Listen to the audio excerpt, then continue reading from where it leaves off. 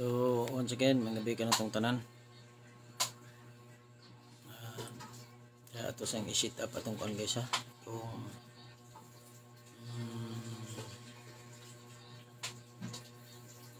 Atong kuan og nabatay audio mayon na to kay para na kuan guys no, para maklaro na to og magyaw-yaw ta dire. Nya wala nya tay audio dili ni.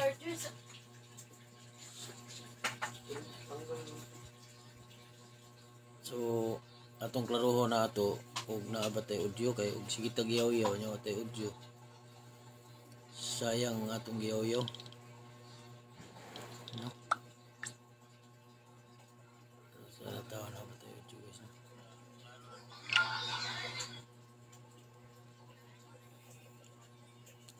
Na yun kay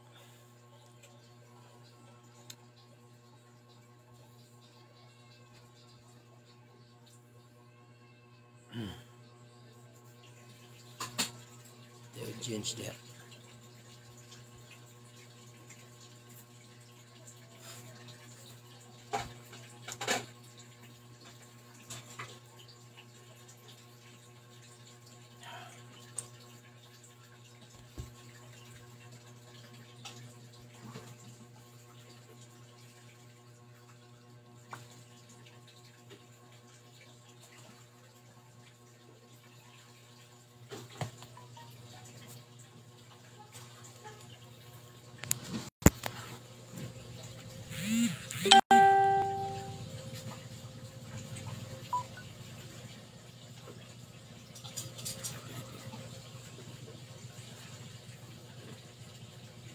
Ay, signal na to guys.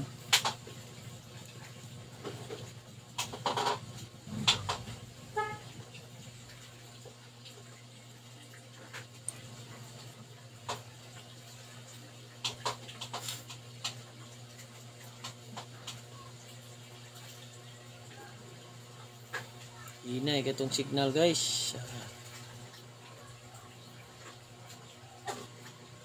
Giliw ay signal.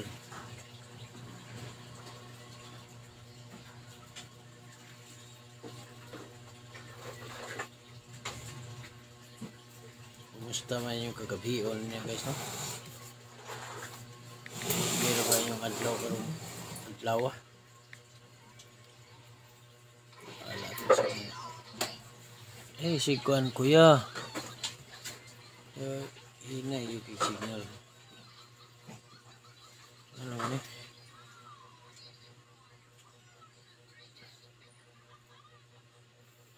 Nawala ang signal. Nawala ang signal guys. Nawala yun.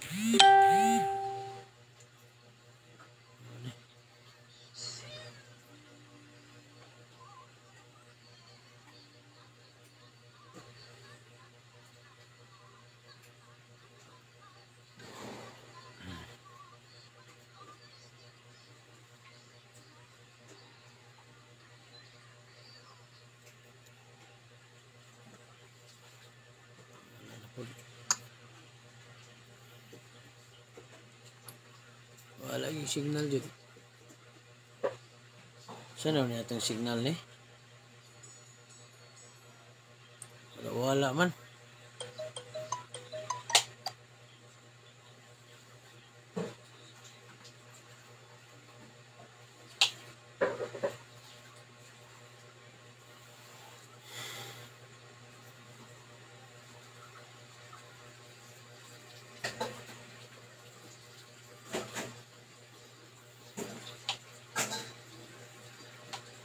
Wala yun guys.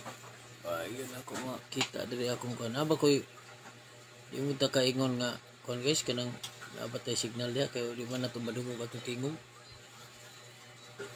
No? Hinay jud kayo ang kuan, hinay kayong signal. Hinay kayo ang atuang signal karon gabi una.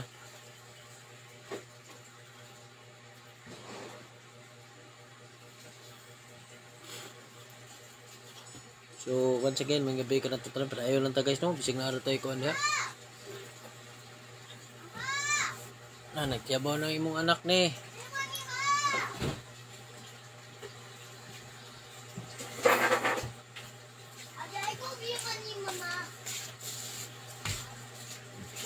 Ito yung ipangayo.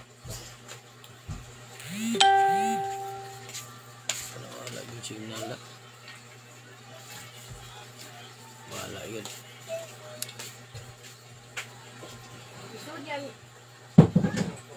So, sugdan na to guys. Wala na yung kuhan. Huwag na balay signal. Madungog mo ta diri sa kuno ha. Nabatay audio dia. Marugwa yun siguro. Saka, hindi kay signal na to. Putol man. Di makuhan guys. Di ma-detect sa ito ang cellphone. Saan naman eh.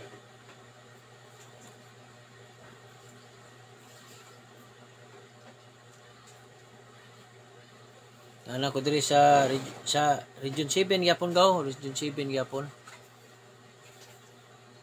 Diri sa regional office sa Pro 7. So may gabi dia ni UP Grapat Prosyo Junior. May gabi.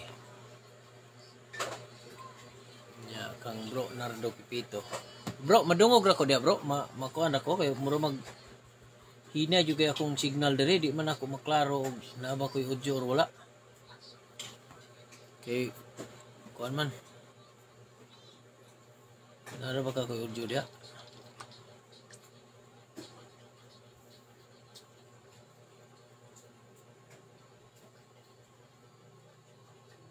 Hinay kay ang signal mo gon. Wala. Ana putol-putol lagi. Wala lagi signal. Hinay kay itong signal no. Hinay itong signal. Pero madungog lang ta ko bro. Madungog ra ko.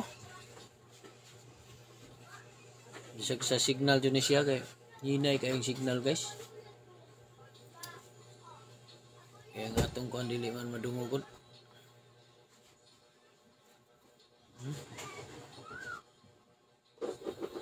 Kaya na bro. Okay na bro. Okay na siguro na. Madungog ra. Sige. Salamat bro, salamat. So, once again, may gabi ka na itong tanan na December 20, 2024. Ang atong ipaambit karong gabi una, kinutlogi ka sa basahon ni Lucas. Lucas 20, Lucas 1, 26 taman sa 38. So, atong basahon. Saan? Ipahibalo ang pagkatao ni Hesus. Sa ikanom kabulan, sa pagmabdos ni Elizabeth, gipadala sa Dios ang anghel nga si Gabriel ngadto sa usa ka lungsod sa Galilea nga ginganlag Nazaret. May mensahe siya alang sa usa ka batan-ong dalaga nga sinayuran sa usa ka lalaki nga ginganlag Jose nga kaliwat ni Hari David. Maria ang ngalan sa babae. Miadto ang anghel kaniya og mingon paglipay ang Ginoo nag-uban og nagpanalangin kanimo pag-ayo. Nalibog pag-ayo si Maria sa pagkabati niya sa mensahe sa anghel og nagpalandong siya kung unsay kahulugan sa iyang mga pulo. Mingon ang anghel kaniya, ayaw kadlok Maria, kay gikahimutan ka sa Dios. Magmabdos ka og manganak og lalaki og nganlan mo siya Hesus. Mahimo siyang inila og tawgon siya nga anak sa Dios nga labing halangdon.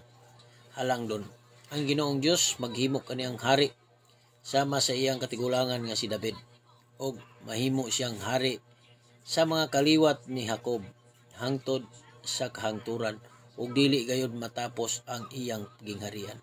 Si Maria mingon sa anghel, ulay ako busa-unsaon man paghimo niini. Ang anghel mitubag, punsad kanimo ang Espiritu Santo og magpabilin ang gahom sa Dios diha kanimo. Tungod niini ang balaan nga bata tawgon nga anak sa Dios. Hinumdumi ang imong paryente nga si Elizabeth, giingon nga dili na siya mo anak. Apan karon ikaunom na kabulan ang iyang pagsabak, bisag tigulang na siya kaayo. Kay walay dili mahimo sa Dios. Mingon si Maria, sulugoon ako sa Ginoo. mahitabo unta kanako ang imong gisulti og mibiya ang anghel kaniya. Mao kini ang ebanghelyo sa atong Ginoo karong gabi na.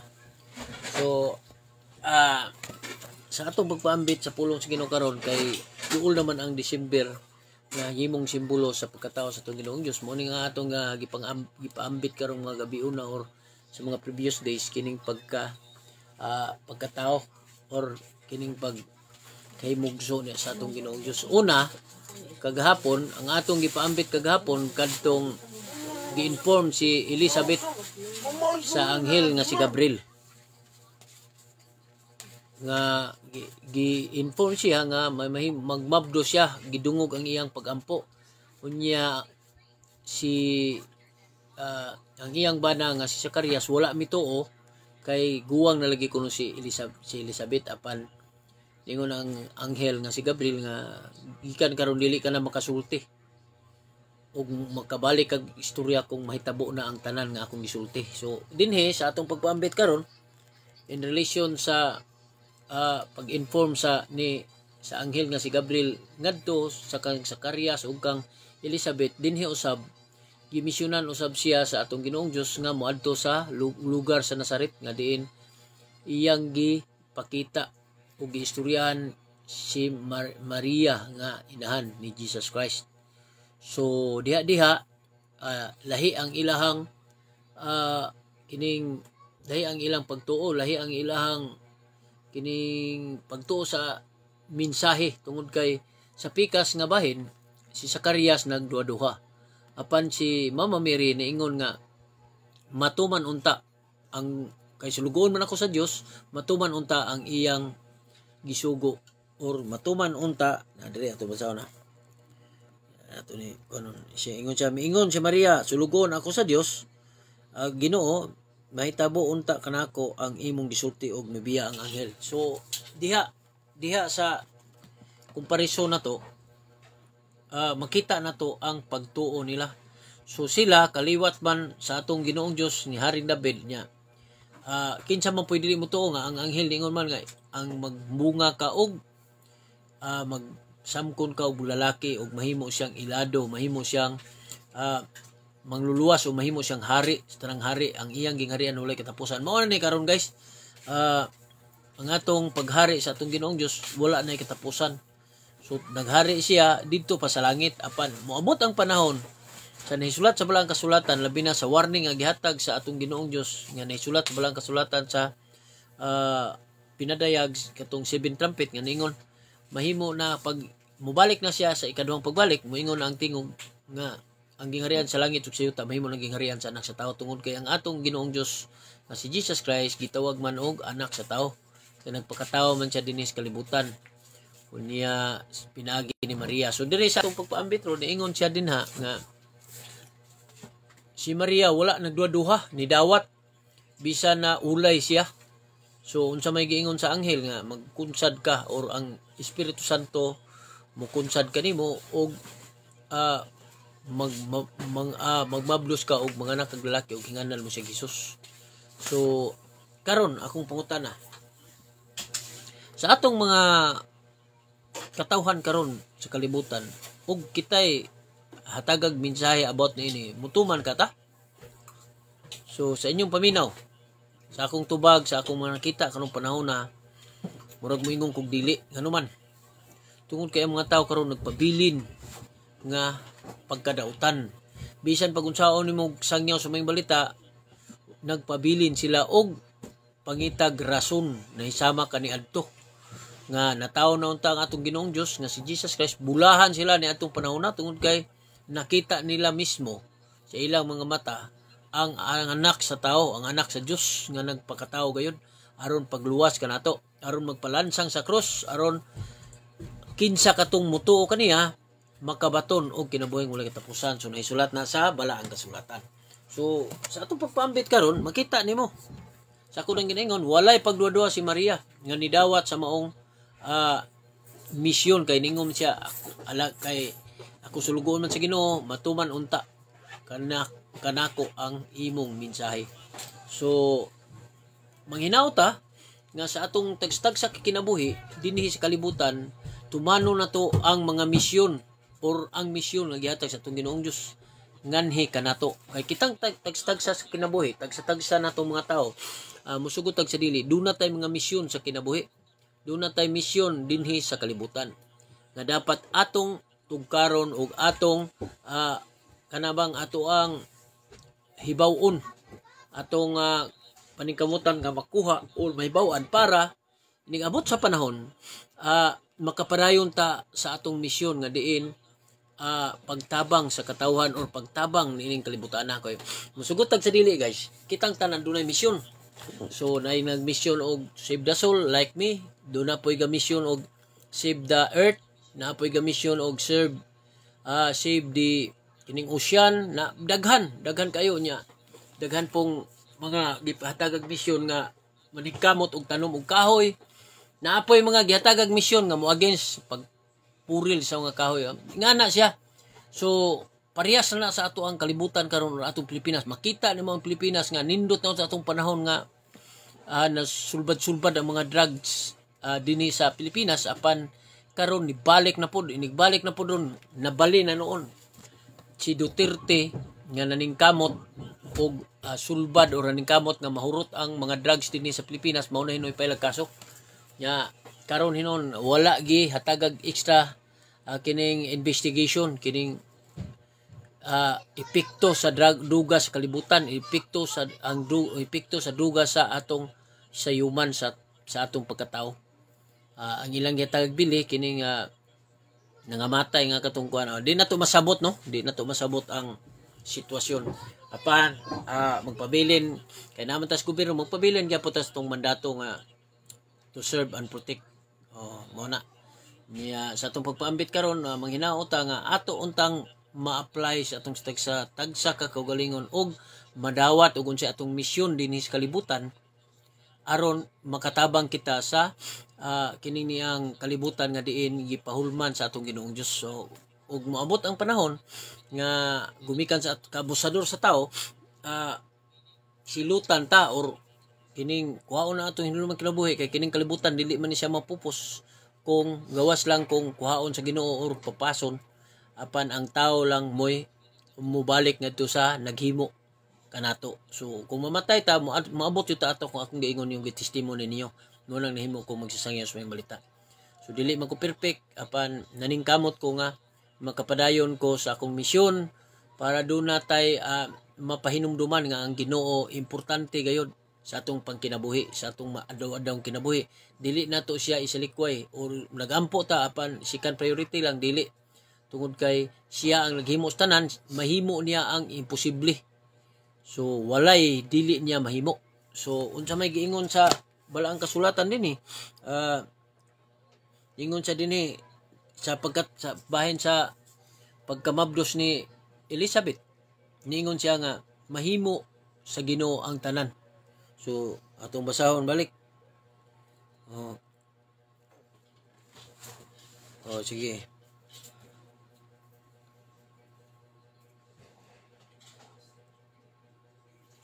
Ingon siya, hinumdumi ang imong paryente nga si Elizabeth. Giingon nga dili na siya moanak apan karon ika-6 na kabulan ang iyang pagsabak bisag tigulang na siya kaayo kay walay dili mahimo sa Dios. So klaro kay na testimony dia walay dili mahimo sa Dios. Mo nang kung kita doon natay pagsalig sa atong Ginoong Dios, tanan natong gipangayo basta makaayo lang nato ihatag yun na sa Ginoo. Dili walay gipangayo nato nga dili ihatag apan kadtong ihatag katong makaayo lamang kanato. So dili makadaot kay sometimes wala pa ta nahitabo ang Ginoo nakabalo na og unsay padulngan nato, unsay mahitabo sa bisag mo kag usa ka tuig, bisan pag 20 ka tuig, bisan pag 30 ka tuig, makabalo siya og unsay mahitabo. Kay siya man ang nagbugna sa tanan, siya may naghimo dinhi. So sa akong ginayon mugna sa tanan, dili pud mugna nga para sa nang kadautan, dili man dautan atong Ginoong Dios tungod just og matinabangon o magiluyon ang atong Ginoong Dios. Gumikan siya ang kaluoy kanato nga dili ta mahintupawak sa kadautan, dili ta maadto sa nagdilab nga kalay sa impierno. Iyang gipadala ang iyang bugtong anak dinhi sa kalibutan aron pahinumdom aron pagpakamatay sa krus apan sa tulo ka adlaw na banhaw para kung kinsa katong mutuo kaniya makaangkon kinabuhing walay katapusan. Mao na importante no. Kining kinabuhing walay katapusan. Magunsa man ang kalibutan, magunsa man ang imong pagkatao, kung maangkon imong kalibutan apan malaglag ang imong kalag, way kapuslanan. Hinumdumin ninyo nga ang kinabuhi short lang. So karon gali akong edad pila na 47 ako. Nya murara gyapon og dali ra kayo ang panahon nga atong kahinumduman. So sunod tuig saka na pud. Muna dili na to hibawan nga maabot ang panahon nga gulang na ta o daghan tag mga sakit o one of this day mubalik na ta sa naghimo kanato. Katong akong gitestimony ninyo mao na to, mao nang atong ampingan ang atong binuhatan nga usa nga basihan sa atong kaluwasan kining atong pagtuo sa atong Ginoong Dios. So may gabi dia ni Mark Labiraw ang akong body. Kauban ako groom dito, kauban ako sa Arkan. So ingana na guys no. Nya dinhi na lang tataman, bisag matingala mo nga ang atong gipangbasa mahitungod kini sa pagkatao og about ni Maria, about ni Jose ug about ni Jesus Christ tungod kay December man. So kung December nagkuanta kanang padulong sa pagkatao sa atong Ginoong Dios sa December 25. So mao man ni atong natuhuan. So mao nang ang mga ebanghelyo karon mahitungod kini sa pagkatao sa atong Ginoong Dios ug sa about sa kinabuhi ni Maria ug ni Jose nga iyang inahan nga stepfather nga si stepfather man niya si Jose kay ang tinuod nga Dios man ang iyang amahan. So may gabi dia ni Bro Ikid Raul Tapales Gabalis. So may gabi di ba bro. So dinhi na lang tataman unya Sabado Domingo pahuway sa punta nya balik na punta Lunes ngadto sa Biyernes. So manginaot ko nga kita madumduman nato ang atong misyon nga gihatag usab sa atong Ginoong Dios sama kang Maria nga gihatag og misyon nga mahimong inahan sa anak sa Dios og maoy muluwas kanato og kinsa katong mutuo kaniya makaangkon og kaluwasan nga walay katapusan. Ana o kalipay nga walay katapusan. So diri na lang ta katulad ko ilong daw. So ato na ning tapuson pinagi sa pagampo. In the name of Father, the Son, the Holy Spirit. Amen. Lord, ani lang sab kami karon nagampo ina pautang imong padala imong bulang espiritu aron pagiya kanunay kanamo. Aron among pabilin kami mahadlokon kanimo og makapadayon kami sa pagserbisyo, pag-alagad ug paghimaya sa imong ngalan kay ikaw mga buhi nga Dios. Dios sa tanang Dios, hari sa tanang hari dinhi sa kalibutan. Lord, usab ipailayo mo sa kadaot o mga disgrasya nga mong malas kinabuhi labi na mong anak, inahan, amahan, igsuon, asawa, magulang, mamag, papa, lulog, lula, o mga kaparitian o mga silinganan nga magpabilin unta kaming magmadukon kanimo og makabantay unta kami kung ana nang yawa naning kamot ug bira kanamo. Makabantay ta kami og makapadayon kami sa pag simba o pag-alagad kanimo o hari nga Dios nga tuwa sa langit. So hinaot pa unta katong dunay mga sakit karon di kapon mo ang ilang mga balatian para mamaayon sila aron magkatuman sila sa imong misyon nga gihatag kanilang mga tabang sa imong katawan na kalibutan. Kini among gipangayo gipasalamatan pinagi ni Kristo ang Ginoo. Amen. Amen ug amen. So in the name of Father, the Son, the Holy Spirit. So thank you kay guys no. Thank you kayo sa inyong pag sunod kanunay sa atong pagpaambit sa pulong sa Ginoo labi na ni Bro Nardo Pipito, ni Bro Ikid Raul Tapales Gabalis, labi na sa akong kauban Mark Labiraw ug kinsa pa na diha nga wala na to mention no si Upi Gra Patrocio Jr. akong agaw ug sa uban pa diha nga naa din na naminaw sa atong pagpaambit sa pulong sa Ginoo. Daghang salamat sa inyong pagsunod kanunay sa atong pagpaambit sa pulong sa Ginoo gikan sa alas 7:30 ngadto sa alas 8:30 sa kagabion alas Friday ngadto sa Lunes ngadto sa Friday. Lunes ngadto sa Biyernes.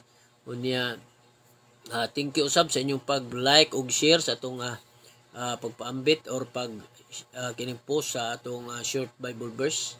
Nya please na lang pod og subscribe wala man ibayad ang atong YouTube channel Wilter Grapa. So may na lang ginagawot sa panahon dai maka monetize ta.